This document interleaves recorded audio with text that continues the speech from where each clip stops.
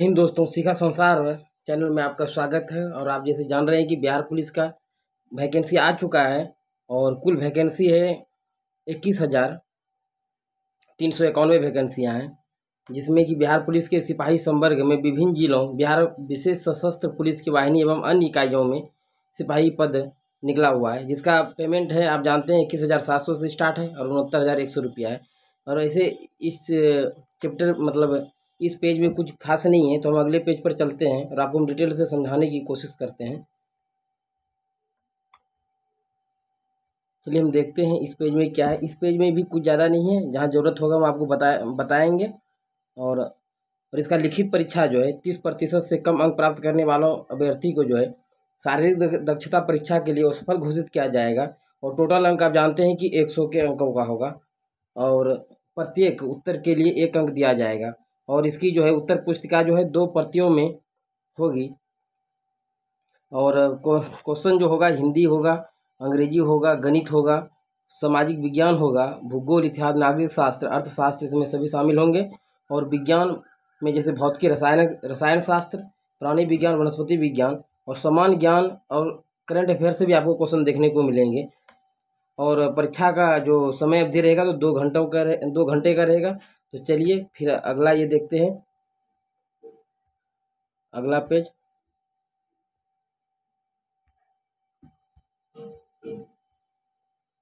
अगला पेज में जो है लिखित परीक्षा में प्राप्त अंकों के आधार पर जो है दोस्तों यथासंभव विज्ञापित रिक्तियों के आरक्षण कोटि 5 गुना प्रत्येक कोटि के लिए अभ्यर्थियों का चयन शारीरिक दक्षता परीक्षा के लिए किया जाएगा। यानी कहने का मतलब है कि 5 गुना लिया जाएगा आपका एक सीट के लिए। शारीरिक जांच हेतु अर्हता प्राप्त अभ्यर्थियों की पर्याप्त संख्या में अनुपलब्धता की दशा में अभ्यर्थियों का अनुपात उपयुक्त रूप से केंद्रीय चयन पार्षद द्वारा कम किया जा सकेगा। और लिखित परीक्षा अंतिम मेगा सूची का आधार नहीं होगी। लिखित परीक्षा केवल जो है शारीरिक दक्षता जांच माप परीक्षा के लिए जो है होगा। और फिर अब आगे देखते हैं,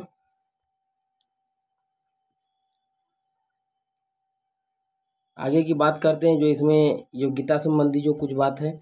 यानी कि इसमें जो है अभ्यर्थियों की शैक्षणिक योग्यता की अगर बात करते हैं दोस्तों, तो सिपाही पद के लिए शैक्षणिक योग्यता की बात करते हैं तो 1/8/2022 तक इंटरमीडिएट यानी 10+2 उत्तीर्ण होना जरूरी है। और इसमें जैसे मदरसा बोर्ड से भी हो और या संस्कृत बोर्ड से हो या जैसे बिहार बोर्ड से हो या सीबीएसई बोर्ड से हो, सभी लागू होंगे।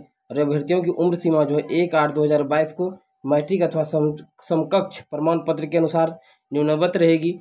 अब बात करते हैं कि सामान्य अनारक्षित वर्ग के पुरुषों मतलब जिसको आरक्षण नहीं मिलता है, पुरुष एवं महिलाओं के लिए जो न्यूनतम उम्र है 18 वर्ष और अधिकतम जो है 25 वर्ष रखा गया है। और पिछड़ा वर्ग की अगर बात करते हैं तो इसमें अत्यंत पिछड़ा वर्ग के कोटि के पुरुषों के लिए न्यूनतम उम्र जो है दोस्तों 18 वर्ष और अधिकतम जो है 27 वर्ष रखा गया है। पिछड़ा वर्ग एवं अत्यंत पिछड़ा वर्ग जो आते हैं उसके कोटि के महिलाओं के लिए न्यूनतम उम्र सीमा जो है 18 वर्ष और अधिकतम 28 वर्ष रखा गया है। और अनुसूचित जाति, अनुसूचित जनजाति कोटि के पुरुषों में महिलाओं तथा ट्रांसजेंडर अभ्यर्थियों के लिए न्यूनतम उम्र जो है 18 वर्ष और अधिकतम 30 वर्ष रखा गया है। ठीक है, आगे देखते हैं सभी कोटि या आरक्षण कोटि के बिहार के प्रशिक्षित एवं बिहार में गृह रक्षकों यानी कि जो होमगार्ड जो है या गृह रक्षक वाहिनी है उसके लिए उम्र सीमा में आपका 5 वर्ष का छूट दिया गया है। और फिर अगला देखते हैं, अगला पेज में क्या है आपका। अगला पेज की अगर बात करते हैं तो अभ्यर्थियों की उम्र सीमा गणना जो है दोस्तों तो मैट्रिक अथवा समकक्ष परीक्षा के प्रमाण पत्र में अंकित जन्म तिथि के आधार पर होगा। और आपका अगर जन्म तिथि की गणना जो किया जाएगा जो मैट्रिक में होंगे आपका उसी के आधार पर वो मतलब जन्म तिथि लेगा। और अभ्यर्थियों के शारीरिक अगर मापदंड की बात करते हैं जो बहुत इंपॉर्टेंट है, इसकी ऊंचाई, सीना और वजन के लिए कोई अंक दे नहीं होगा, जो शुरू से पहले भी चलते आ रहा था। परंतु विहित अर्हताएँ पूरी नहीं करने वाले अभ्यर्थी जो है वो सफल घोषित किए जाएंगे। ऊंचाई की अगर बात करते हैं जो मैन फैक्टर है, ऊंचाई इसके लिए जो है ये मतलब जनरल के लिए और पिछड़ा वर्ग के लिए 165 रखा गया है सेंटीमीटर न्यूनतम। और अत्यंत पिछड़ा वर्ग के पुरुषों के लिए जो है दोस्तों 160 सेंटीमीटर रखा गया है। और अनुसूचित जाति एवं अनुसूचित जनजाति के पुरुषों के लिए 160 है। और सभी वर्ग के महिला चाहे वो ओबीसी हो, एसटी हो, एससी हो या जनरल हो, सभी के लिए 155 सेंटीमीटर रखा गया है।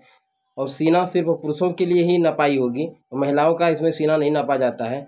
अब बात करते हैं आगे, कुछ और देखते हैं। अनारक्षित या सामान्य वर्ग के लिए अगर बात करते हैं तो पिछड़ा वर्ग के पुरुषों के लिए बिना फुलाए 21 सेंटीमीटर न्यूनतम सीना होनी चाहिए और फुलाकर जो है 86 सेंटीमीटर होना चाहिए। अगर जिसका भी सीना कम है वो अपना जो है सीना तैयार कर ले, जैसे भी हो। फुलाने के बाद सीना की माप में कम से कम 5 सेंटीमीटर का अंतर होना चाहिए। और अत्यंत पिछड़ा वर्ग के लिए पुरुषों की अगर बात करते हैं तो बिना फुलाए हुआ जो है 81 सेंटीमीटर न्यूनतम और फुलाकर 86 भी इसका भी न्यूनतम होना चाहिए। चलिए अगला देखते हैं। अनुसूचित जनजाति और अनुसूचित जनजाति के पुरुषों के लिए बिना फुलाए 79 सेंटीमीटर होनी चाहिए न्यूनतम कम से कम और फुलाकर 84 सेंटीमीटर न्यूनतम होनी चाहिए। ठीक है। महिला अभ्यर्थियों की सीना माप नहीं की जा सकती है, जैसे पहले भी बताएं आपको हम। वजन की अगर बात करते हैं खंडकों में तो सभी वर्गों की महिला उम्मीदवारों अभ्यर्थियों के लिए न्यूनतम वजन जो है 48 केजी होना आवश्यक है। और जैसे ट्रांसजेंडर जो होते हैं, जिसको हम कहते हैं किन्नर कहते हैं, उन अभ्यर्थियों के लिए शारीरिक मापदंड परीक्षा दक्षता परीक्षा का मापदंड महिला अभ्यर्थियों के समान ही होंगे। तो नियुक्ति प्रक्रिया की भी बात कर लेते हैं, अगर इतना दूर आए हुए हैं तो प्रथम चरण लिखित परीक्षा होगा। आवेदन पत्रों के संग्रहण के उपरांत आवेदन पत्रों की समीक्षा की जाएगी एवं जिन अभ्यर्थियों के आवेदन पत्र सही पाए जाएंगे उनके लिए लिखित परीक्षा आयोजन किया जाएगा और लिखित परीक्षा का स्तर बिहार विद्यालय परीक्षा समिति द्वारा निर्धारित किया जाएगा। फिर आगे देखते हैं। समिति के 10वीं कक्षा अथवा समकक्ष स्तर का होगा एवं प्रश्न वस्तुनिष्ठ प्रकार के होंगे। लिखित परीक्षा 100 अंकों के होंगे, ये तो पहले भी बताएं, यानी कि जो भी क्वेश्चन होंगे आपका ऑब्जेक्टिव लेवल का होंगे और प्रत्येक क्वेश्चन के लिए 1 नंबर दिए जाएंगे। प्रश्न पत्र 2 घंटे का होगा और जिसमें कुल 100 प्रश्न होंगे, जिसमें प्रत्येक सही उत्तर के लिए 1 अंक दिए जाएंगे। ठीक है। ओमार सीट की बात भी कर लेते हैं। ओमार उत्तर पुस्तिका 2 प्रतियों में होगी, जिसमें से एक प्रति अदृश्य कार्बन प्रति के रूप में केंद्रीय चयन पार्षद के पास अंतिम चयन सूची प्रक्रिया होने के बाद 1 वर्ष तक सुरक्षित रखी जाती है। और लिखित परीक्षा में अभ्यर्थी ओमार आधारित उत्तर पुस्तिका पर वांछित सूचनाओं तथा रोल नंबर, प्रश्न पुस्तिका नंबर, अनुच्छेद, लेखन तथा हस्ताक्षर की प्रविष्ट दिए गए आवश्यक निर्देशानुसार करेंगे। चलिए इसमें कुछ विशेष नहीं है। अगर पाठ्य पुस्तक की अगर बात कर लेते हैं पाठ्यक्रम की, तो क्या क्या पूछे जाएंगे। तो लिखित परीक्षा का स्तर जो है बिहार विद्यालय परीक्षा समिति की 10वीं कक्षा अथवा समकक्ष स्तर का होगा। लिखित परीक्षा में जैसे हम आपको बताएं कि हिंदी, अंग्रेजी, गणित, सामाजिक विज्ञान, भूगोल, मतलब सामान्य ज्ञान और करंट अफेयर सभी इसमें मिला जुला रहेंगे जो जनरल कंपटीशन के लिए पूछे जाते हैं। तो चलिए आगे देखते हैं। 6 मिनट से अधिक समय लेने वाले पुरुष अभ्यर्थियों को असफल घोषित किया जाएगा। मतलब दौड़ की अगर बात करते हैं तो दौड़ में कम से कम आपको समय 6 मिनट दिया जाएगा और 6 मिनट से अगर अधिक समय आपको लगता है तो आप अयोग्य घोषित हो जाएंगे। और सभी कोटि की महिलाओं की अगर बात करते हैं तो 1 किलोमीटर अधिकतम 5 मिनट में दौड़ तय करना होगा। ठीक है। एक 4 मिनट से अगर कम समय में अगर आप दौड़ते हैं तो 50 अंक मिलेंगे। 4 मिनट से 4 मिनट 20 सेकेंड तक दौड़ते हैं तो 40 अंक आपको मिलेंगे। और 4 मिनट 20 सेकेंड से अधिक एवं 4 मिनट 40 सेकेंड तक में अगर आप दौड़ पूरा करते हैं तो उसके लिए 30 अंक मिलेंगे। और 4 मिनट 40 सेकेंड से अधिक एवं 5 मिनट तक में 20 अंक मिलेंगे। तो 5 मिनट से अधिक समय लेने वाली महिलाएं अभ्यर्थियां असफल घोषित किया जाएगा। चलिए आगे देखते हैं। गोला फेंक की अगर बात करते हैं तो अधिकतम 25 अंक गोला फेंक में मिलेंगे। सभी कोटि के पुरुषों के लिए 16 पाउंड का गोला न्यूनतम होगा। ठीक है। और 16 फीट से 17 फीट फेंकने वाले को 9 अंक मिलेंगे। 17 फीट से ज़्यादा एवं 18 फीट तक को 13 अंक मिलेंगे। 18 फीट से ज़्यादा एवं 19 फीट तक के वाले को 17 अंक मिलेंगे। और 19 फीट से ज़्यादा एवं 20 फीट तक अगर जो फेंकेगा तो उसको 21 अंक मिलेंगे। और 20 फीट से अगर कोई ज़्यादा फेंक देता है दोस्तों तो 25 अंक वहाँ पे मिलेंगे आपको। ठीक है।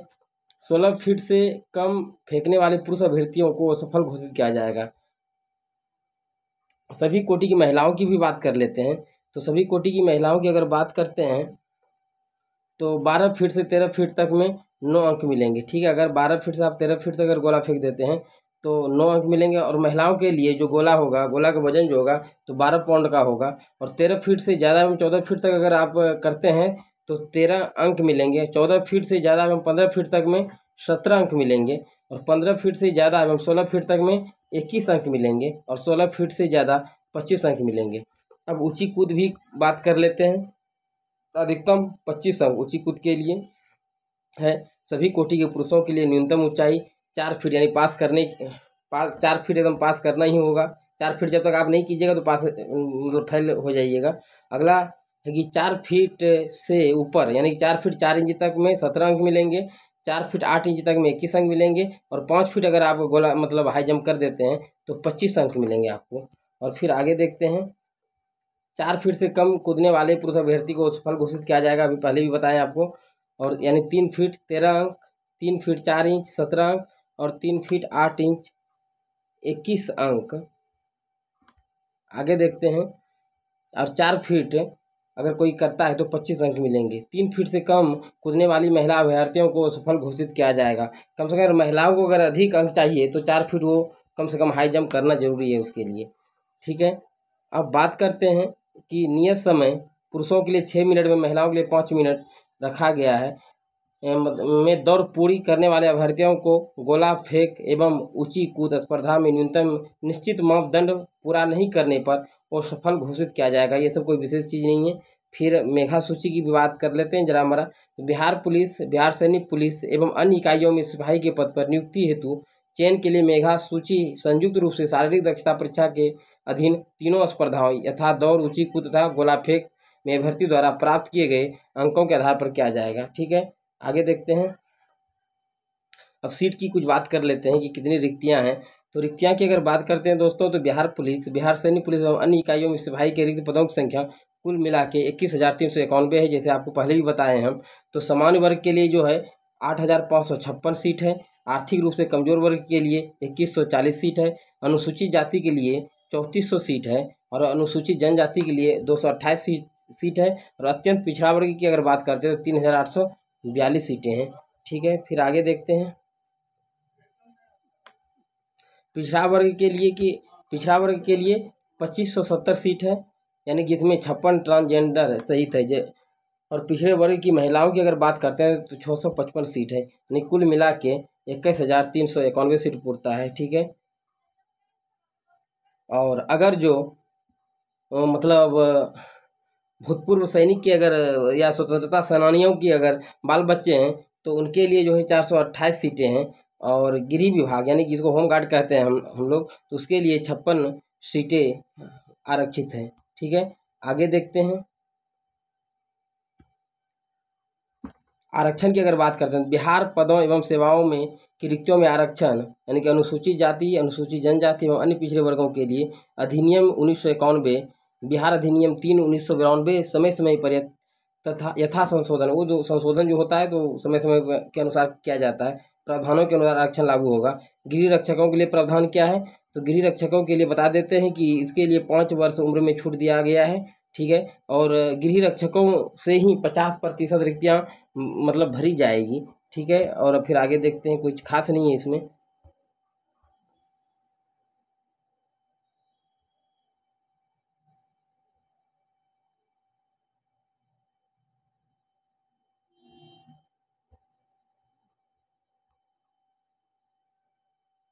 और महिलाओं के लिए भी अगर देख लेते हैं, तो महिलाओं की अगर बात करें तो बिहार पदों एवं सेवाओं की रिक्तियों में आरक्षण अनुसूचित जाति, जनजाति एवं अन्य पिछड़े वर्गों के लिए मतलब वही सब अधिनियम जो पहले हम बताएं, पुरुषों के लिए सब वही अधिनियम लागू होगा। महिलाओं के लिए 3% आरक्षण के अक्षुण्ण रखते हुए शेष आरक्षित एवं गैर आरक्षित वर्गों के लिए 97% पदों के विरुद्ध 35% पद प्रत्येक आरक्षण कोटि में अलग अलग महिलाओं के लिए आरक्षित होंगे। यह आरक्षण 36 आरक्षण होगा, यानी कहने का मतलब है कि महिलाओं के लिए जो 35% आरक्षण दिया गया है। ठीक है, आगे देखते हैं फिर क्या कह रहा है।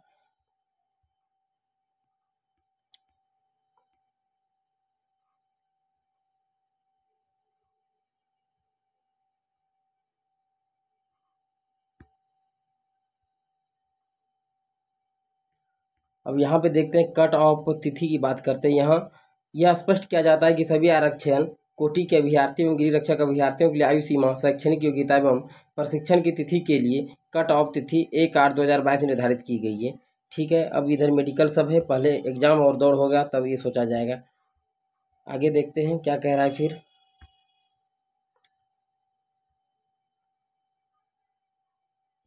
और ये प्रक्रिया जो है कब से फॉर्म भराएगा, यानी 20/6/2023 से ऑनलाइन आवेदन आपका भरने की प्रक्रिया स्टार्ट हो जाएगी। ठीक है,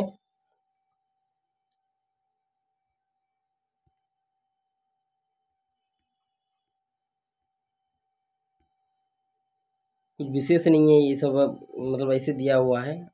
अगर कोई ज़रूरत होगा तो फिर आपको हम बताएंगे। ठीक है, अभ्यर्थियों के आवेदन पत्र एवं बैंक शुल्क के मूल्य का ऑनलाइन भुगतान करना होगा। ये सब तो जब आप ऑनलाइन कीजिएगा तो आपको पता चल जाएंगे। ठीक है दोस्तों।